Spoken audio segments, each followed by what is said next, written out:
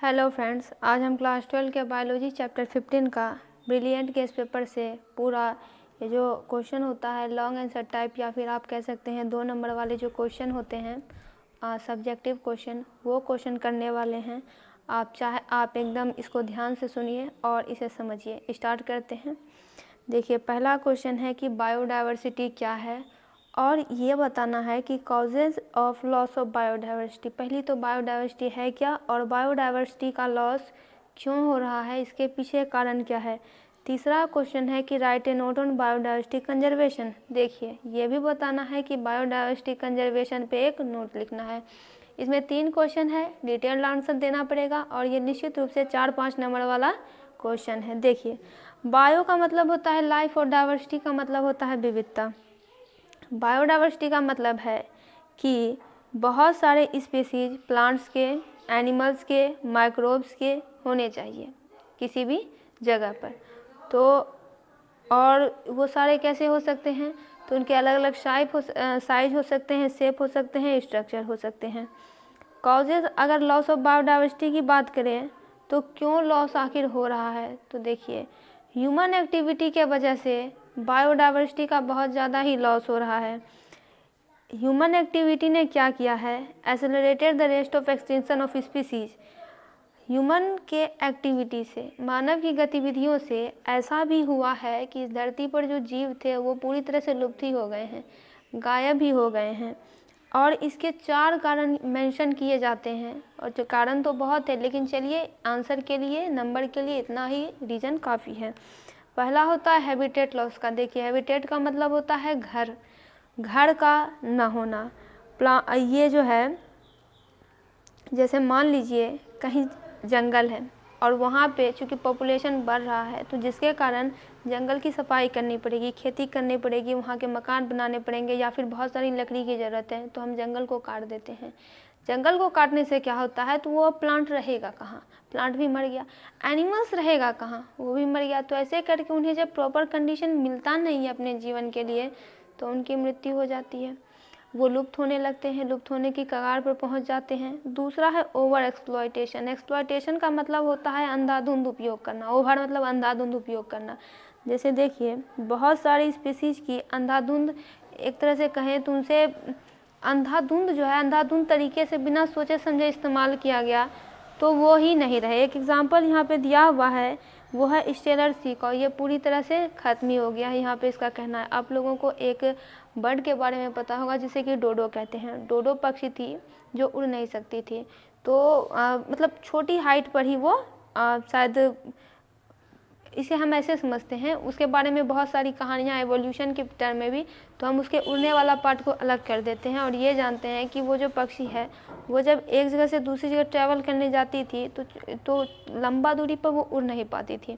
तो लोगों ने क्या किया, लोग क्या करते थे, उसे पकड़ लेते थे और उसका जो मांस होता था बड़ा ही मीठा होता था और उसे काट के खा जाते थे। ऐसा ही होते रहा। अब जो है क्या दुर्दशा, मतलब क्या कह सकते हैं, ऐसी कंडीशन आ गई कि एक भी डोडो अब जिंदा नहीं है, यानी डोडो की प्रजाति इस धरती पर से खत्म ही हो गई है। तीसरा होता है एलियन स्पीसीज इन्वेशन। देखिए, ALL लिखा हुआ है लेकिन आपको AL देखना है, ALIEN होता है, ALL नहीं होता है, ALIEN।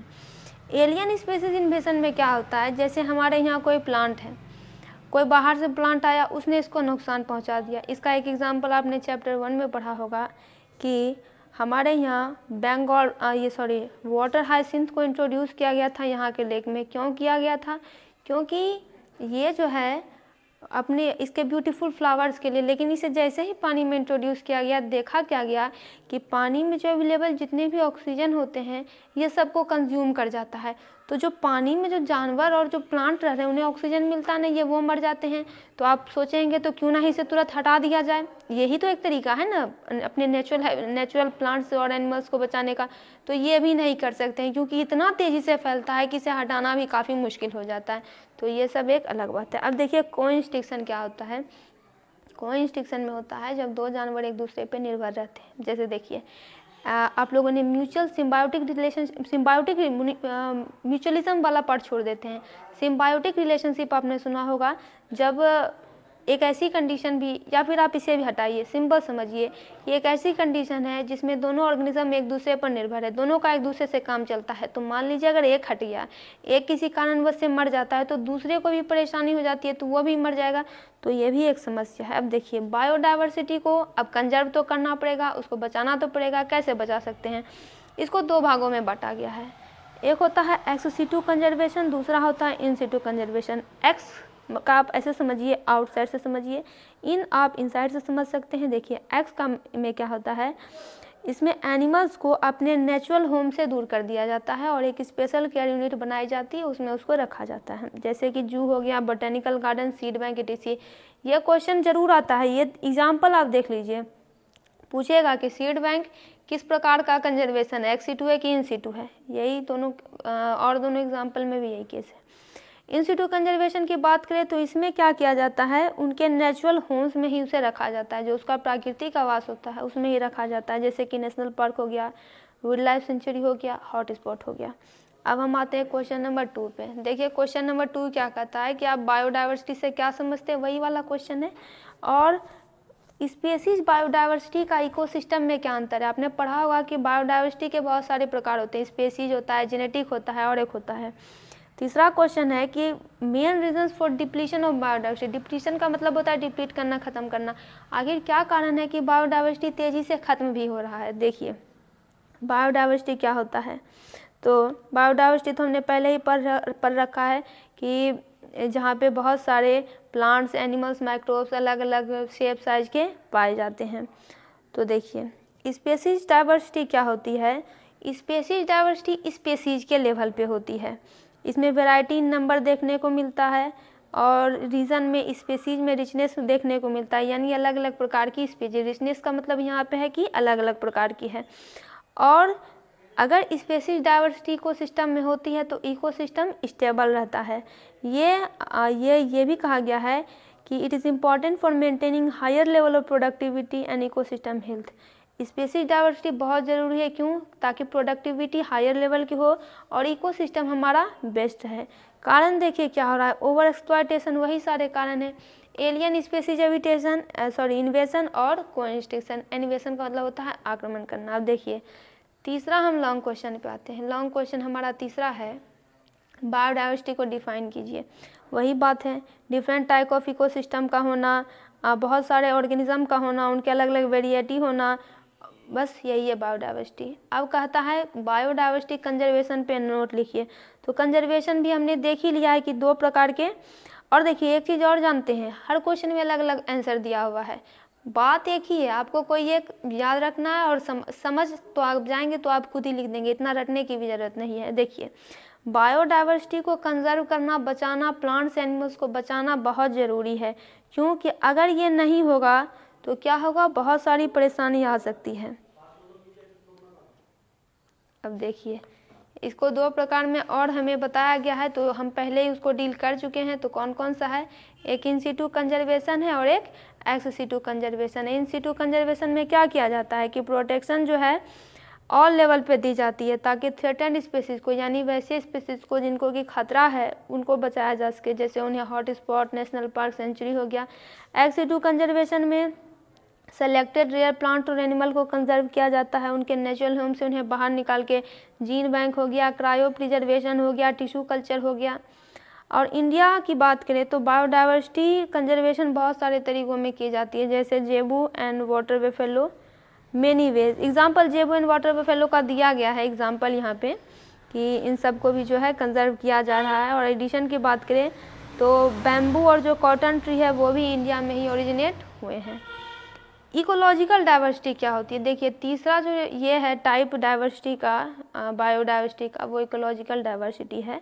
और इसके भी कुछ टाइप होते हैं, आपको वो बताना है। तो देखिए, ये जो डाइवर्सिटी होती है ये इकोसिस्टम लेवल पे होती है। ये कैसे क्या रिप्रेजेंट करते हैं? तो लोकल, यूनिक हैबिटेट और रीजनल कंपोनेंट, तीन प्रकार के इकोलॉजिकल डाइवर्सिटी होती है। एक तो होता है अल्फा, दूसरा होता है बीटा, तीसरा होता है गामा। देखिए, ये लोकल डाइवर्सिटी होती है जो कि सेम कम्युनिटी को ही रिप्रेजेंट करते हैं और इनका एरिया होता है मोर या फिर लेस यूनिफॉर्म। डाइवर्सिटी को कैलकुलेट कैसे करते हैं, तो बाय द स्पेसीज रिचनेस और इवननेस को मिलाकर। बीटा डाइवर्सिटी क्या होती है, तो ये तब डेवलप होती है जब हैबिटेट में चेंज होता है, किसके साथ साथ, तो एल्टीट्यूड और लैटीट्यूड के साथ। गामा डाइवर्सिटी किसे कहते हैं, तो ये total richness of the species in all habitat form, यानी किसी भी रीजन में पाए जाने वाले जितने भी हैबिटेट होते हैं सभी को यहाँ पे रिप्रेजेंट किया जाता है, यही है यहाँ पे।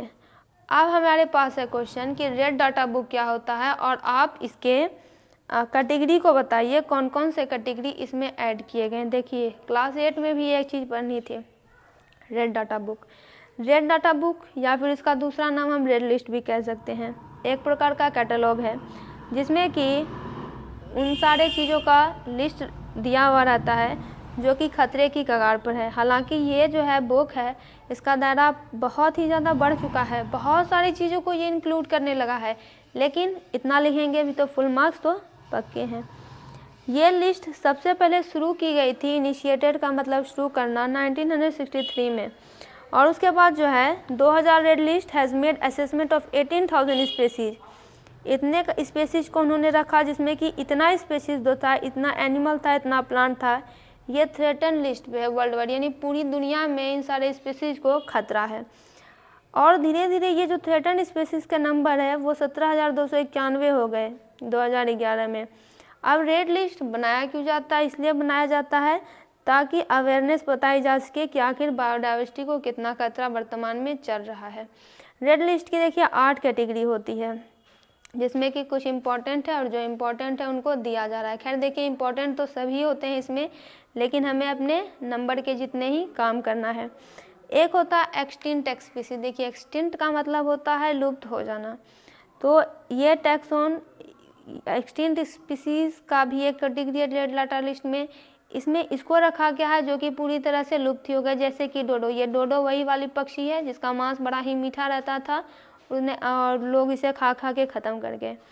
एक्सटिंक्ट वाइल्ड स्पीसीज, वाइल्ड यानी जंगली, एक्सटिंक्ट का मतलब वही लुप्त हो गया, तो इसमें ऐसे स्पीसीज रहते हैं जंगली जो कि लुप्त हो गए हैं।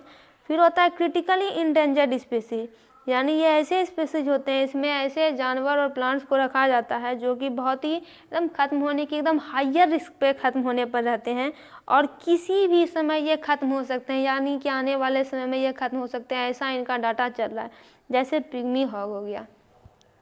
फिर एंडेंजर्ड स्पीसीज, ये जो है कि इनका भी जो है एकदम हायर रिस्क ऑफ एक्सटेंशन ही होता है और नियर फ्यूचर में ये भी जो है अपने हैबिटेट के नुकसान के कारण, शिकार के कारण ये भी जाने ही वाले हैं, जैसे हो गया red panda, blue whale, Asian विल्डर्स। अब देखिए इनकी कुछ और भी कैटेगरी है। अब एक कैटेगरी यहाँ बात करते हैं वनरेबल स्पीसीज की। ये क्या होता है, देखिए इसका कहना है कि वर्तमान समय में इसका पॉपुलेशन ठीक है, लेकिन समय आने पर यह डिक्रीज हो सकता है, इसीलिए ये भी जो है मीडियम टर्म में ये भी जाने के ही कगार पर है, जैसे कि हो गया ब्लैक बक। 6 नंबर क्वेश्चन है कि फॉरेस्ट मैनेजमेंट पर एक नोट लिखिए। देखिए फॉरेस्ट का मतलब होता है जंगल, मैनेजमेंट का मतलब होता है प्रबंधन करना, इस पर आपको एक नोट लिखना है। तो लिखना क्या क्या है, लॉन्ग आंसर क्वेश्चन है। देखिए फॉरेस्ट मैनेजमेंट क्या है, तो फॉरेस्ट मैनेजमेंट एक प्रकार का कौशल है कि आखिर हम किस तरह से प्लान करें और इसके एक्सप्लॉयटेशन को रोक सके, उसे कंट्रोल कर सके और फॉरेस्ट से ज़्यादा मैक्सिमम बेनिफिट जो है निकाल सके।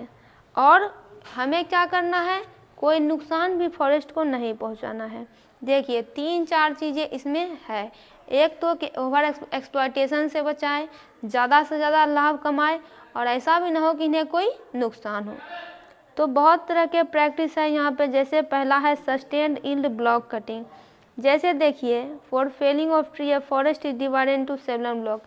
अगर किसी भी वृक्ष को काट के गिराना है तो फॉरेस्ट को बहुत सारे ब्लॉक में डिवाइड कर दिया जाता है कि upon the time required by common tree to mature, कि ये ट्री जो है कितने टाइम में जो है मैच्योर करेगा।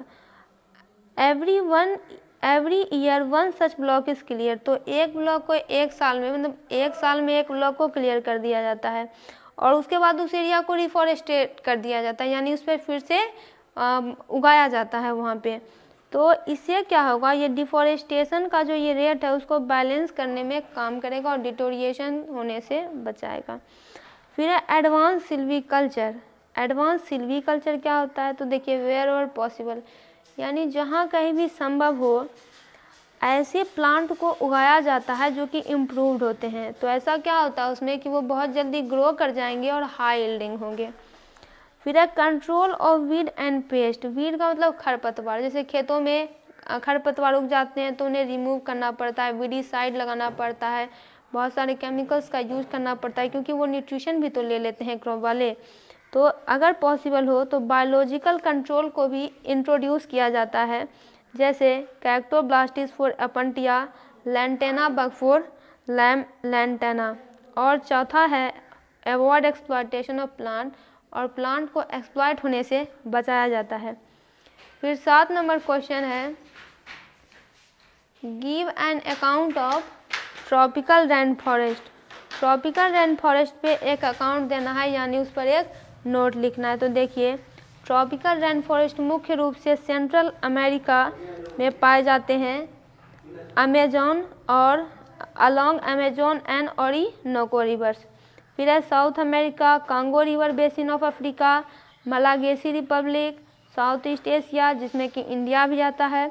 इंडिया में tropical rain forest western Ghat में, असम में और अंडमान में पाए जाते हैं। फिर इसके फिजिकल कैरेक्टरिस्टिक्स की अगर बात करें तो यहाँ पे जो बायोम है वो इक्वेटोरियल या फिर सब इक्वेटोरियल रीजन में पाया जाता है, जहाँ पे कि रेनफॉल और वार्मथ एबंडेंट होती है। एबंडेंट का मतलब होता है बहुत ही ज़्यादा, भर भर के होती है।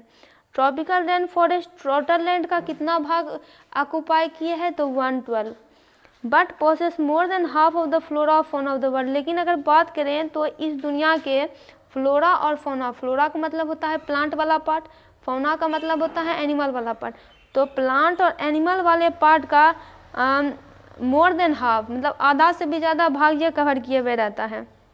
कौन करता है, तो ट्रॉपिकल रेन फॉरेस्ट करता है। डाइवर्सिटी यहाँ पे बहुत ज़्यादा होती है, that A hectare of the forest में हैव 260, यानी कि अगर आप एक हेक्टेयर की भी बात करें जंगल की तो उसमें 200 स्पीसीज ऑफ ट्रीज हो सकते हैं, जिसमें कि 70 से 80% सारे इंसेक्ट हो सकते हैं और 80 से 85% सारे बर्ड हो सकते हैं। तो देखिए दोस्तों इस चैप्टर का पूरा जो क्वेश्चन था वो ख़त्म हो गया, लॉन्ग आंसर टाइप क्वेश्चन। इतना क्वेश्चन आप नोट्स भी बना सकते हैं, याद भी कर सकते हैं, समझ समझ के लिख भी सकते हैं। अब आता है अगला चैप्टर जिसकी हम अगले वीडियो में बात करेंगे।